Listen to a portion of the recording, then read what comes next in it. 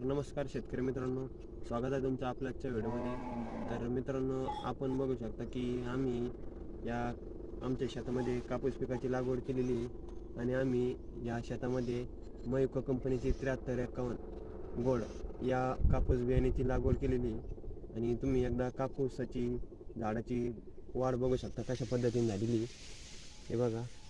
आणि मित्रांनो, आम्ही साधारणतः या कपाशीची लागवड जून महिन्याच्या सुरुवातीला केली होती आणि आता साधारणतः त्या कापूस पिकाच्या लागवडीला अजून 3 महिनेसुद्धा पूर्ण आले नाही. पण तुम्ही एकदा झाडाची लागवड बघू शकता कशा पद्धतीने झालेली.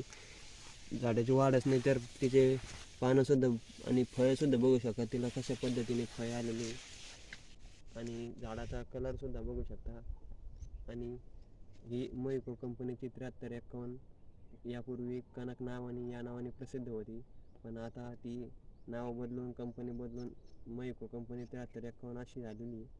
मित्रांनो, आम्ही काही दिवसापूर्वीच या कपाशीच्या शेतामध्ये पाणी दिलं होतं, त्यामुळे पाणी दिल्यामुळे या कपाशीची वाढ देखील चांगल्या प्रमाणात आपल्याला अजूनपणे चांगली दिसू शकते.